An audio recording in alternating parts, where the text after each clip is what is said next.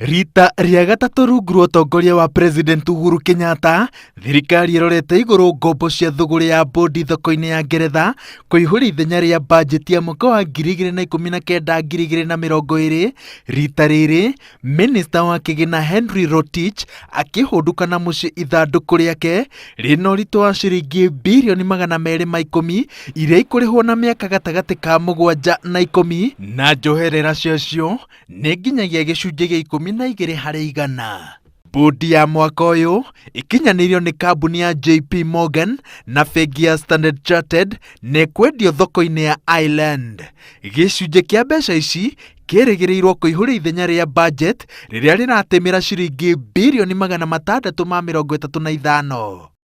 Ndũmĩrĩri-inĩ yake kũrĩ bũrũri, Minista wa Kĩgĩna oigĩte atĩ mbeca ici ikũhũthĩrwo mĩbango-inĩ ĩtiganĩte ya ũthii wa na mbere, mahũthĩro-inĩ matiganĩte tũrĩa mathĩrĩirwo nĩ bajeti, no birioni 75 cigũthiĩ kũrĩha thirĩ wa bondi ya mwaka wa 2014 ũrĩa wagĩrĩire gũkorwo ũrĩhĩtwo gũgĩkinyĩria tarĩki 24 mweri tũrorete.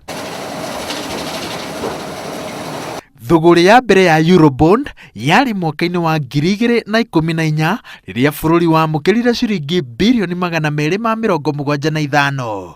Thirikari yacokereire gĩũthi gĩkĩ o rĩngĩ mwaka mũthiru na ĩkĩinũkia ciringi birioni 200.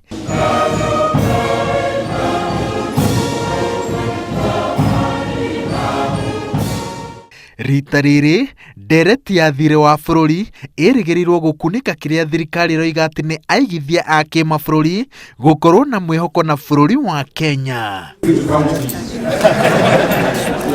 Akenya magĩthiaga na mbere na gũkaya nĩ ũrĩa bũrũri ũrikĩte mũtondo-inĩ wa mathirĩ.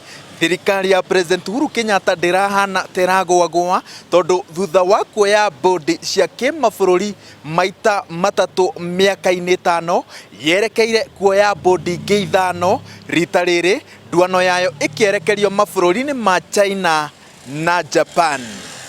Ngĩribotera Inooro TV, njĩtagwo Wawerũ wa Nyambura.